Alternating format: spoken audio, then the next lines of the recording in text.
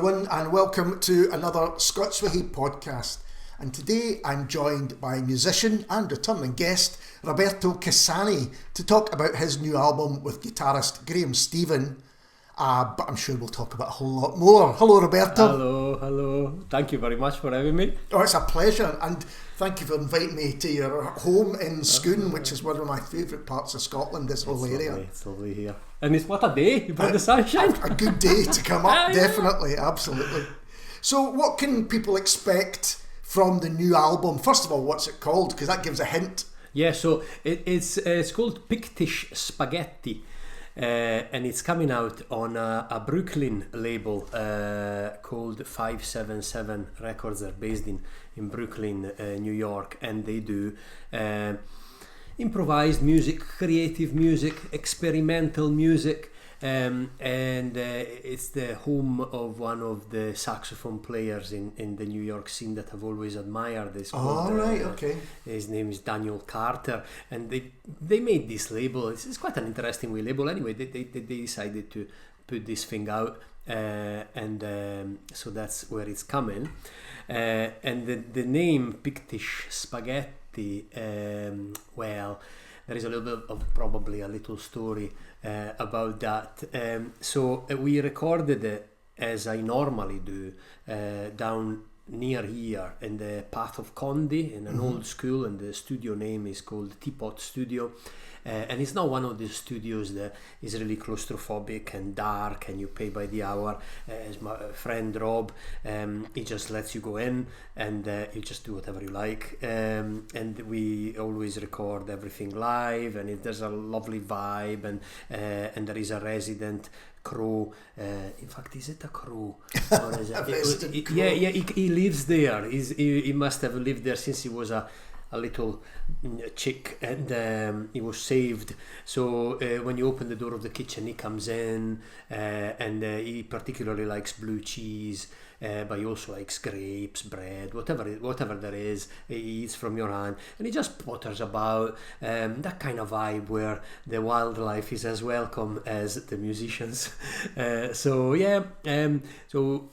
there though is a Pictish place. You know, that area had Pictish stones around about, and you can feel in the air that there is some sort of mysterious sparkle around. You know, it's not quite been urbanized yet. Yes. It's quite remote and rural and lovely. So that's the Pictish element, and the spaghetti element is not just because I'm Italian, but it's because when we started playing, it sort of felt completely organically a little bit, and I'm talking a little bit, you need to use your imagination there when you listen to the music. It felt a little bit like a Morricone soundtracky Sergio Leone spaghetti western film, and that's thanks to Graeme's guitar work. Just the vibe of it and the whole thing just felt a little spaghetti western Pictish version, although we didn't discuss any of the music and none of it is written down, so there was no deliberate wish to make it sound like that. Because the track I've heard of from it is Wayfaring Stranger. Wayfaring Stranger, yeah. Which kind of fits in with that Sergio Leone, the man with no name kind of feel. Does, doesn't it? Yeah. And again, that, you know, we had the way we went about it. That was actually the last track we recorded. So the album tracks are like kind of almost like they're in chronological order, apart from that one that it was the last thing that we recorded, and it just felt by the time that we got to the end of all the other tracks, which are all improvised, so they didn't have a name or anything like that, we got to the end of it and almost we had I thought that we sort of built a sound you know, like unconsciously, and I love that. That's a traditional song, Wayfaring Stranger. It's a traditional American folk song, right? And it just I remember the melody, and I thought, and I've been doing it with another friend. You know, sometimes we do it like again improvise, completely different, but still improvise. I just remember the melody. And I thought, oh, you know, that will fit. Shall we try and do that? And so we played that. That's the only one that has got like a melody that actually somebody else has bothered writing down. So and yeah, again, you know, we wildly improvised throughout that particular theme. But yeah, I just felt it too. I really like it. It's not like something. It sounds amazing. Does it represent the rest of the album then? I think so. I think it's like that sort of, for me, is the standout track because it's got a melody that people can recognize, although it's not it's not what maybe they would expect when they heard the same song done as a song with their lyrics and all that. But at least it's a melody that can recognize, which is it's a gentler, a nicer introduction to an album of improvised music for people who don't normally listen to improvised music.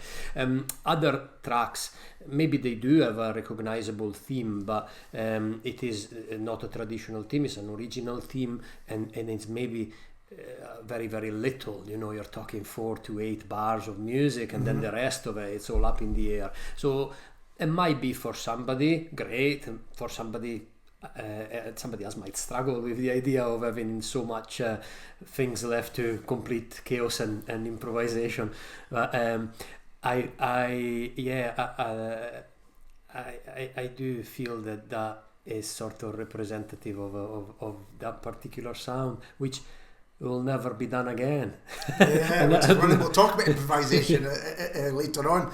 But we've mentioned actually that Graeme Stephen is a guitarist, but we haven't mentioned, for people who don't know, that your instrument is the double bass. Yes, it is the double bass. So and they are to the fore in these albums, aren't they? These are the ones which are kind of feeding off each other. Yeah. And again, it was so wonderful to play with Graeme because you didn't have to.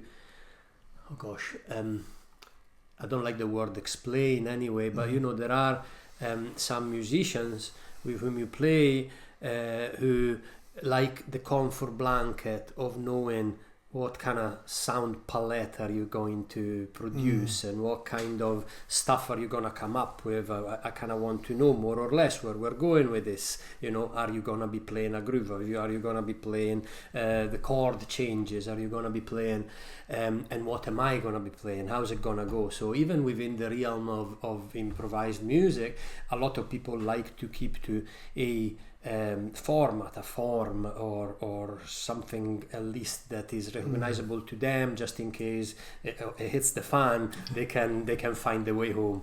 Whereas Graeme is just one of these people that is quite happy to play and then focus on the sound that comes at him and respond in the way that he feels more appropriate. And I think that because he's such a wonderful human being and such a wonderful musician, what he responds with is always way more than appropriate. It's always wonderful. And I think that the sound of the bass coming at him is all he needed, and the sound and whatever he came up with is all I needed. I was just delighted to hear it and have the good fortune to play along with it. But yeah, the two instruments I think they really go well together, because I have heard many double bass and guitar albums of all kinds, and they are good together. These two, I think they feel each other's. They fill all the sonic spaces whilst also leaving a lot of free space where there is no sound.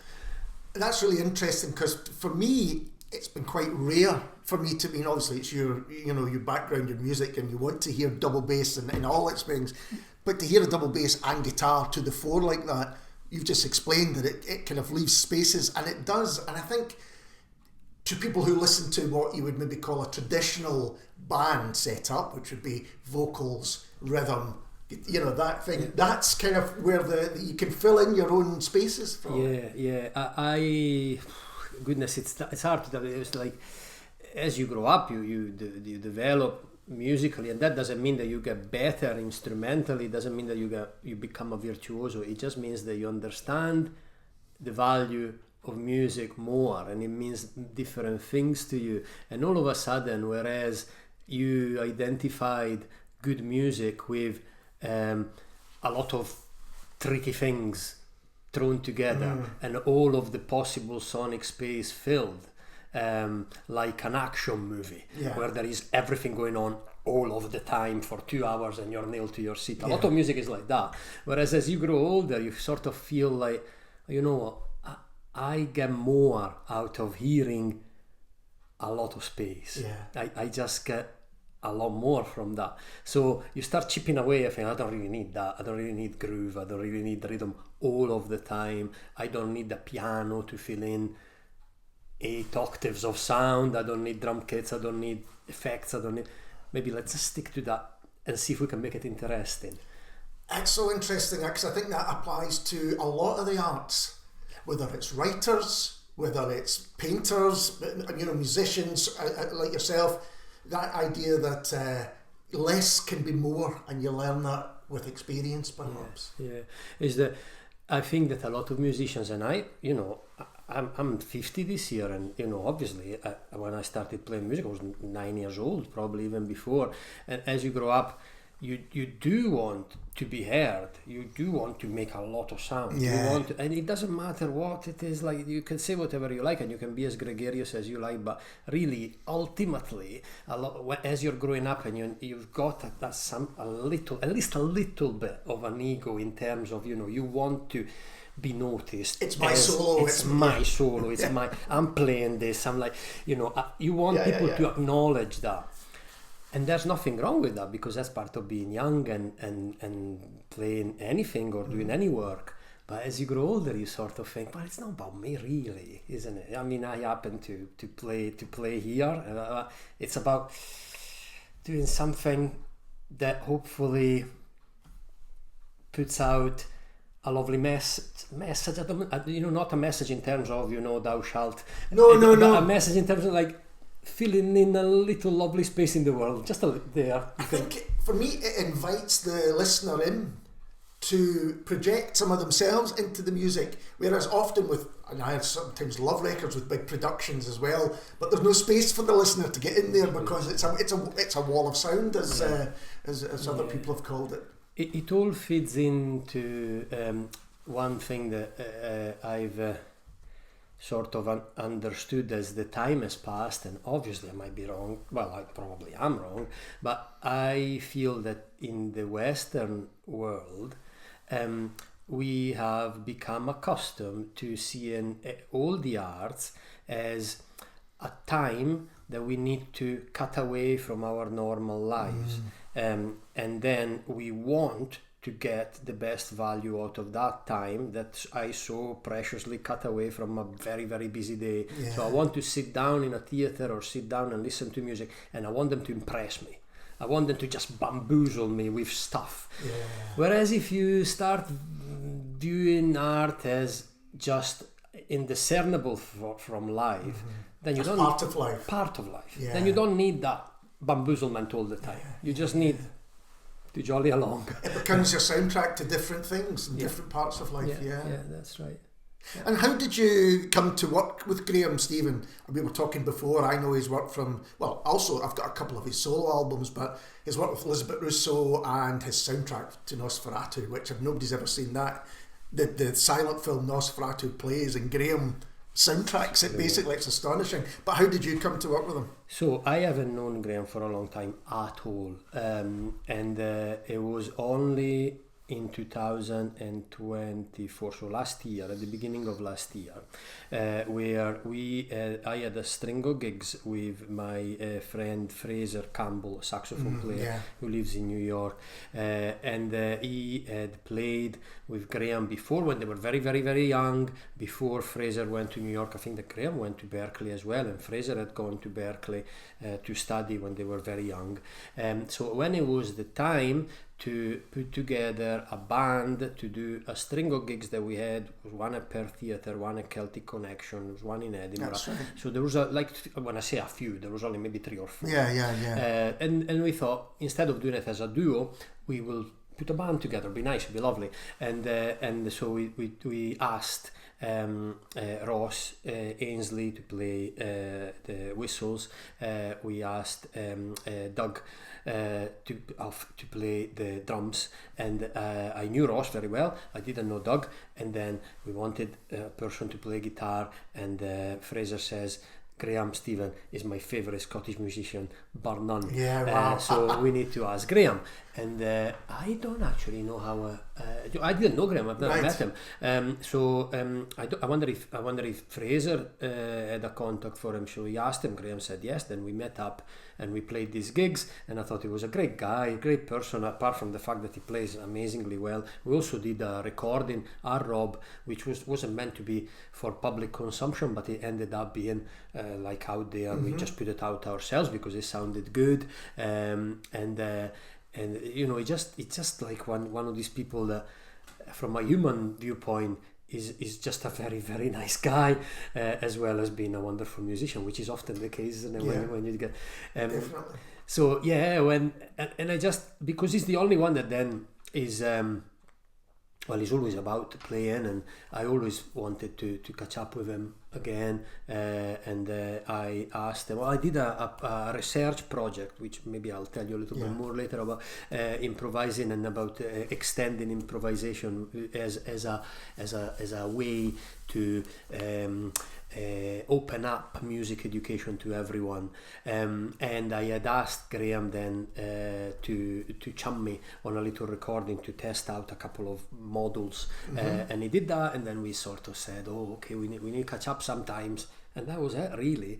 So we didn't, when we did this album, there was no intention of making an album at all. It was just a catch up, and instead of catching up through words, we just played for about an hour. Because I think I read, it may be on your Bandcamp page, but it could be when you emailed me, that you started having a conversation, and before you knew it, you were playing the music that would end up kind of being on the album. Yeah, we didn't play any other music, so it's not like that there is anything that we say, oh no, you know, this is not good. The cutting room floor, nothing like that. No, we just literally, you know, Rob pressed record, and he came back an hour later, and that was it. So you know, there was like no trickery. What is there is what happened on the day, and the only thing that is not there is maybe in between tracks there was some kind of sounds. There weren't really, it's not even sentences that were said between us, like that's kind of like that. So that's it. Now, so is that kind of connection rare in your experience? Some of the musicians you've mentioned doing those gigs, they're all amazing musicians in their own right. So you know, you've got some of the best around you. But have you found that kind of connection is quite rare? It is quite rare because, and it's nothing to do with how good a person is. It's just having gone through that threshold, I guess, where you trust that it's okay to just play, because whatever it is that you might perceive to be wrong, or you know, it doesn't really matter.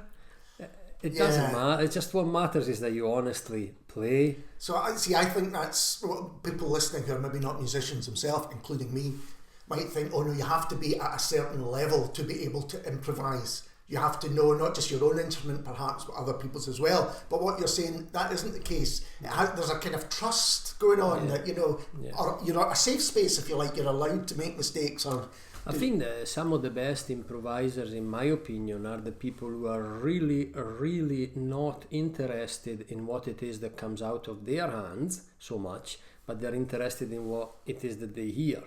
And so they are like truly giving themselves to the music, but also just having a conversation, because if you put it down as the analogy of conversation is not too wrong, because when you're having a conversation like we're doing now, or when you have a conversation around the table, you'll have been to gazillion dinner parties is not something that I get invited to a lot, but you'll have been around the table with people, and you'll have been in a situation where folk have got an agenda and they want to tell you everything about themselves and what they do, what they don't do. You don't come away from that having had an enriching experience. But sometimes you have people that sit around the table and just chat, and you come away thinking, I've had the best time. Because we were all listening to each other, and none of them was a Nobel Prize winning person. And in music is the same. So it's a musical conversation. It's a musical conversation. I'm not I'm not Christian McBride. I'm not the most incredible bass player you'll ever find. I like the sound that I make. I like the sound that I like to make. I know that I can make a much better sound, and I try all the time. It's a lifelong pursuit, but I just try with myself, and I just try with, honestly, just this is it. This is what I've got just now today. I've not got anything else, but I truly I'm happy to chat. And when you find musicians that are on that level, it's going to be great. Yeah. But the other times, unfortunately, it's not that the musicians themselves are not great. They're probably, in fact, that they're invariably technically better than me. Mm-hmm. However, they maybe are a little bit attached to the fact that, if I play the wrong thing here, this is just gonna look bad on my CV. I wonder if there's a fear, as you say, maybe for some people, they play the same. If they've got an album out, they think, well, I have to do the same as is on that album. Now, I know this, I'm just presuming that this might be the case for some people. Therefore, the note has to be the same every time. And to the idea of improvising is a bit like taking the stabilizers off a bike. Mm-hmm, mm-hmm. But, you have to be kind of brave to do that initially. And then once you can do it, you probably can do it. Yeah. I've no criticism to the people that want to play note perfect their album. I mean, if you've got an album that is really successful and people have bought it and have invested time and money on it, and they want to hear exactly, I've never been in that position, so it's easy enough for me to say I'll just play something else every time I play because nobody cares. But if you are, I don't know, if you are somebody who's people, they've got a fan base that want to hear those licks every time, then I understand that point of view. I'm just not in that camp. And about improvisation does seem to be central to jazz in particular. I've spoken a lot with a lot of musicians, either on the podcast or on the radio show, and it's such a big part of what they do. They love the idea that, as you mentioned, if you go and see them live, it'll be a different show from the last time you've seen them live. It's just not going to be the same, which is exciting, I guess, for the musicians. Well, it's exciting for the musicians. I'm not sure it's as exciting for the audience. No, I think it is. I've been to see bands a number of times, and one, you kind of get swept up with the sheer joy that people on stage are having playing together often. And there's just something exciting about it. I think when some people, as you say, they're living a wee bit on the edge by playing that way. Yeah. Well, I hope that comes across. Certainly, I feel that is the way I feel about it. I just love to play because I just love to just take that step into the unknown. Just the same as I love to have a chat with you, but we didn't know what we were going to say at the beginning of the conversation. No, that's very true. I like to think that this is kind of a jazz podcast. It's a jazz. And you mentioned collaborating with Fraser Campbell, and you've done that. You did a couple of albums, I think, since we last spoke with Fraser.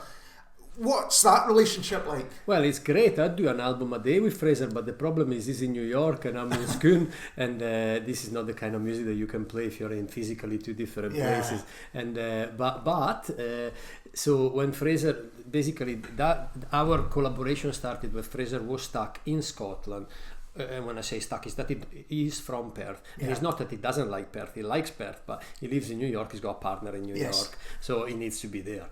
But during COVID, he had come here, and then things happened, and he was unable to fly back for obvious reason. And then his visa expired, so he ended up staying here for longer than he expected.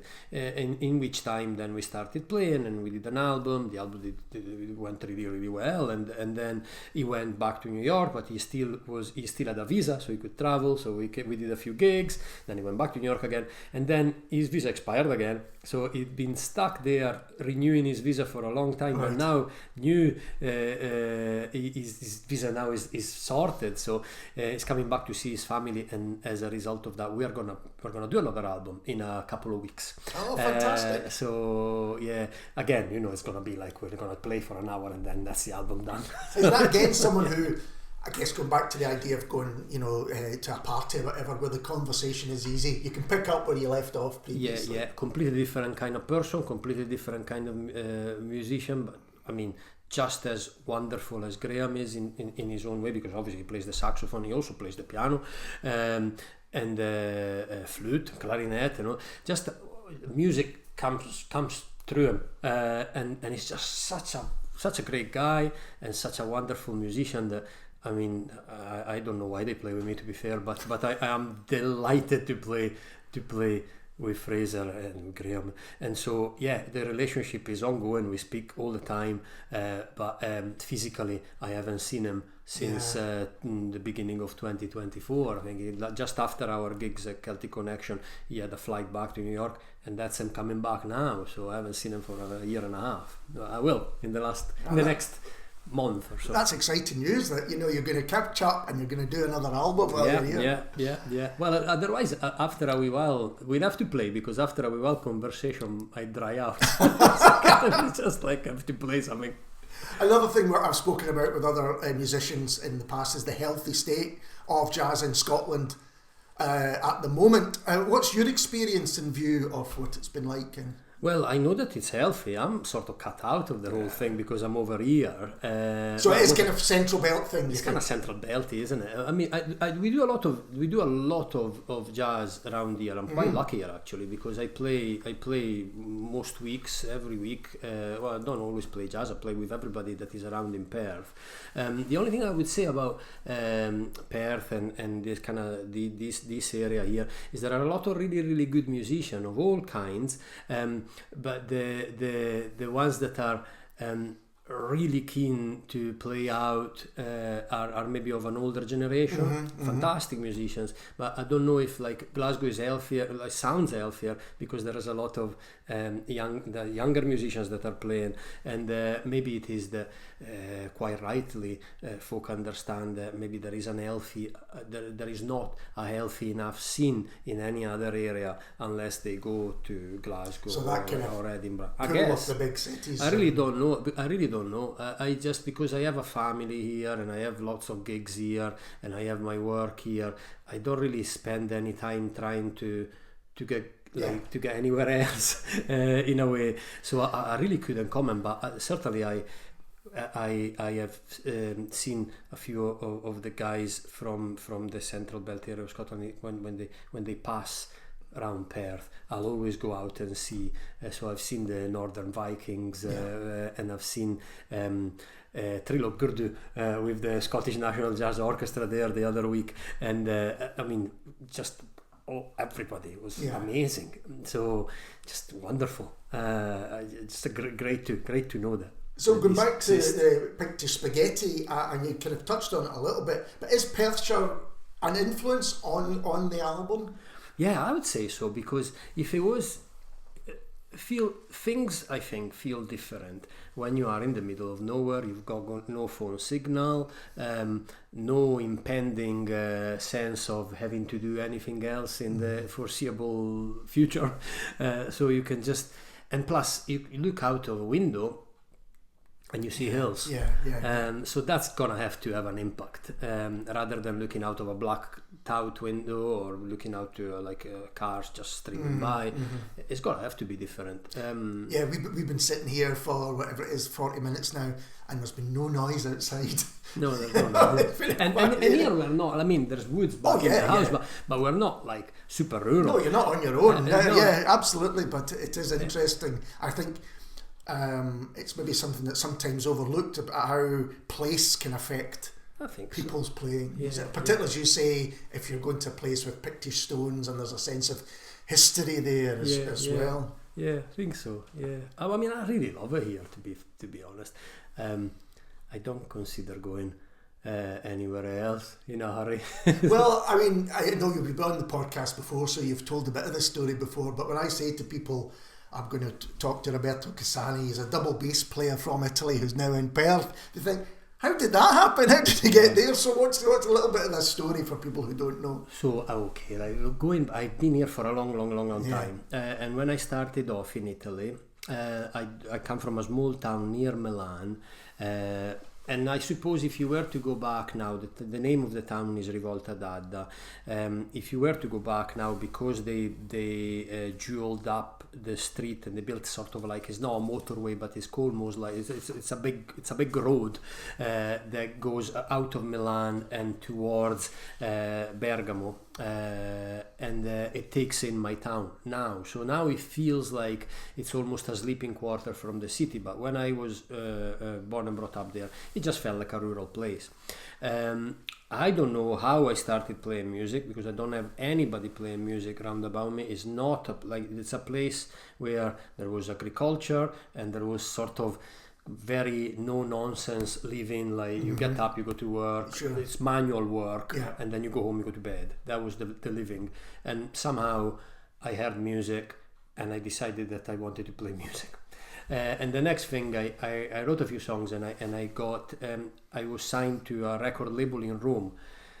I didn't send away my songs. It was just a guy that I had met that made a cassette tape, and I sent it away. I didn't know anything about it. Next thing, I had a record contract. I didn't know what that meant. Like, thinking about it now, there'll be folk that are thinking, how does that happen?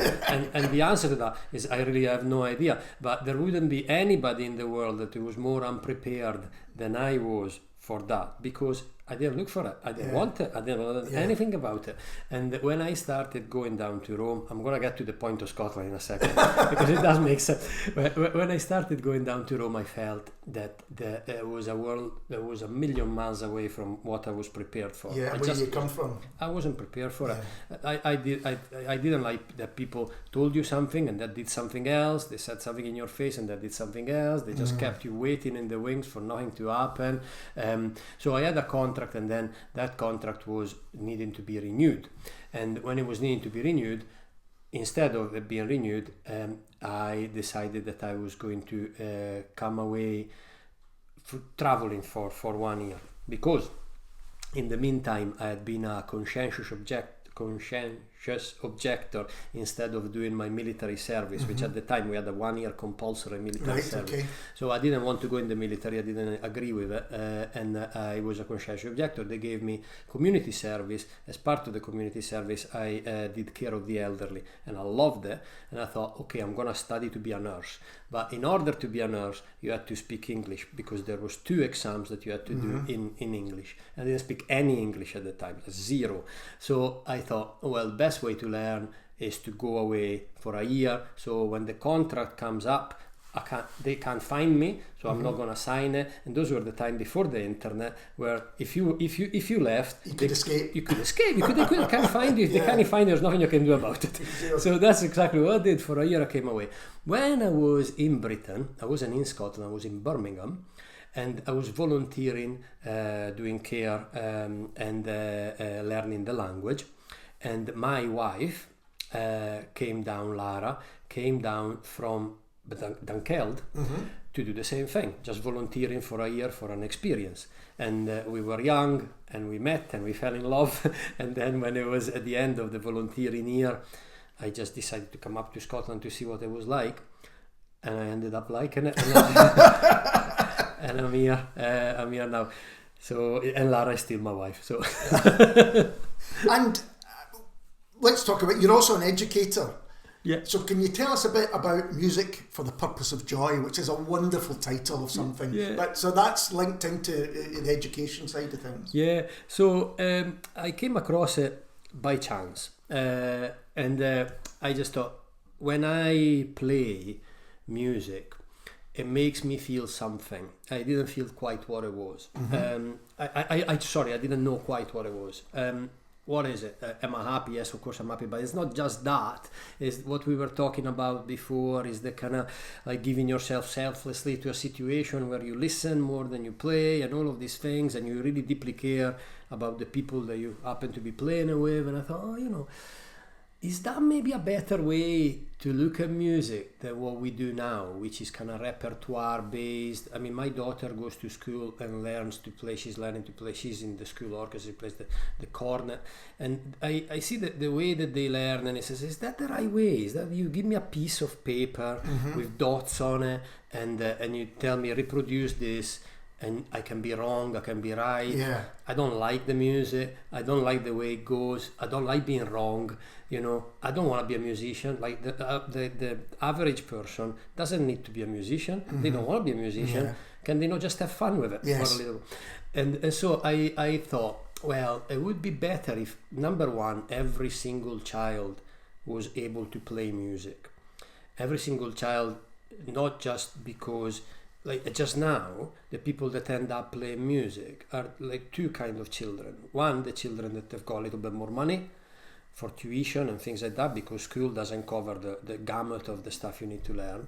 And number two, the children who, maybe even if they don't have a lot of money, at least they've got parents who are on it. You know, they're on the ball. They're like, have you practiced? Like, you know, that all kind who of are stuff. musicians themselves. It's so interesting to talk to people who are musicians, and the ones who have been totally supported from the beginning often have parents who are musicians. Yes, yeah, that's right. Because you often hear it in the classrooms, oh yeah, my dad's got a drum kit in the corner or whatever, you know, that's why they're...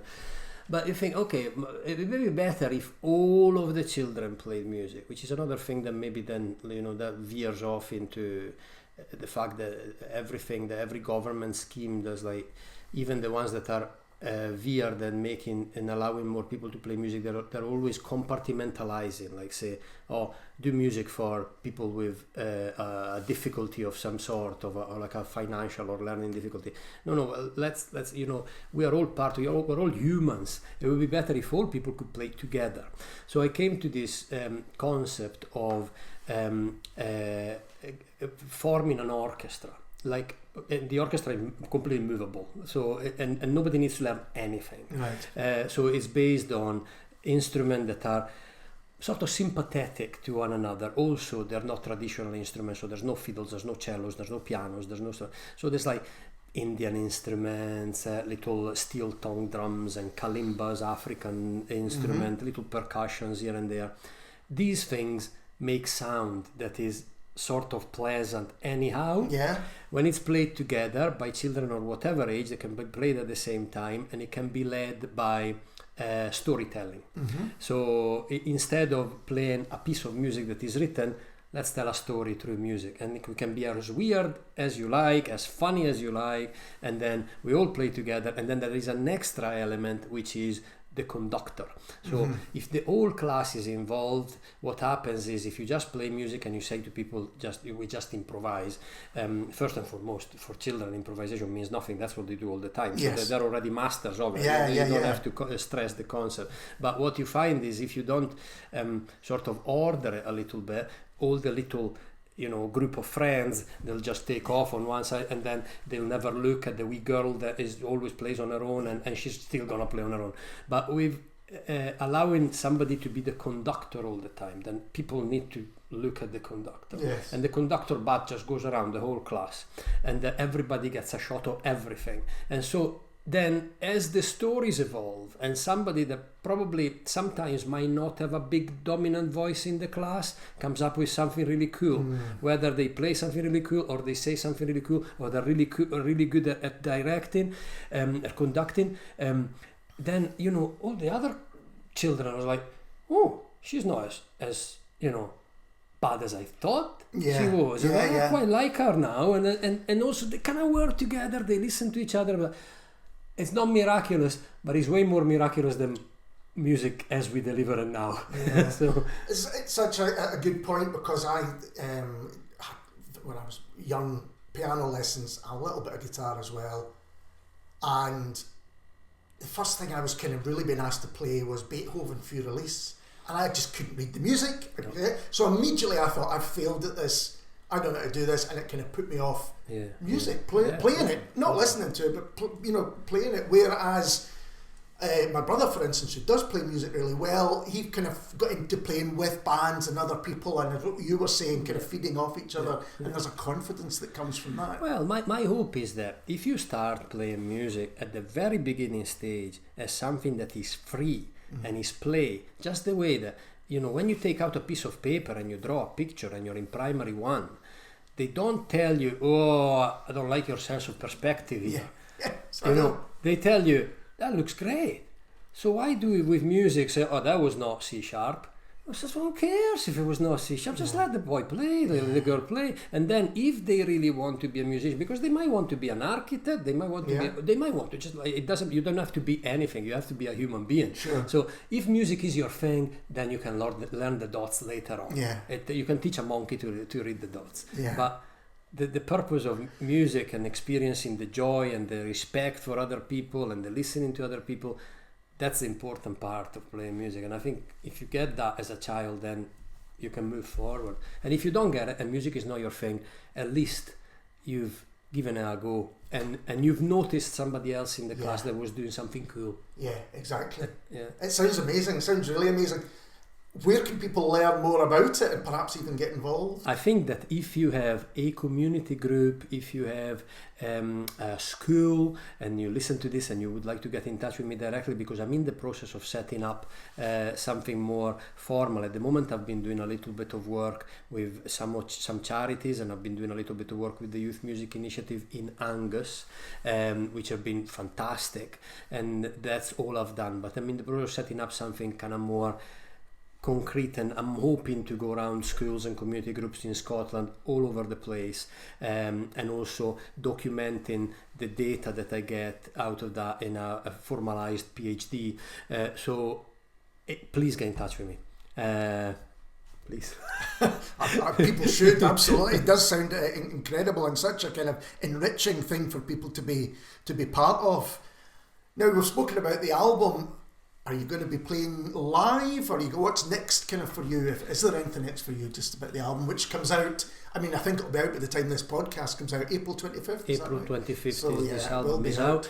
After that, the only formal thing that I've got, I am going down to Morocco, to Tangier, to play with Daniel Carter and another couple of guys that are coming from New York. I've never met any of them before, but they've got a festival that they do yearly in the old Medina of Tangier of improvised music. Wow. We're all going to play together. I don't know what's going to happen, but I'm going to go there. I'm going to play with them for 3 days, and then when I come home, I don't know. Well, I mean that's enough to be going on with. And actually, I've never asked this question before, but you talked about coming to first Birmingham and then up to Scotland, and now you're going to Tangiers with your double bass all the time. Is that all? Have double bass will travel? So when I came from Italy, I didn't have a double bass. Yeah, right. But this one here, I've got one that, I mean, it's still gigantic, but the neck comes off. Ah, right. Okay. The neck comes off. It's still a big thing, though, isn't it? Oh, it's massive. It's massive.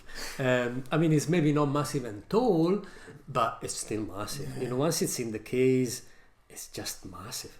It's good though, because when I was looking for your house to come to stay, I was kind of looking in the windows and I saw a double bass and I went, that's where Roberto lives. Yeah. Roberto, thank you so much for taking the time to talk to me. It's always a pleasure. You're very welcome. That's great. Thank you very much for asking me. And we'll be back soon with someone completely different.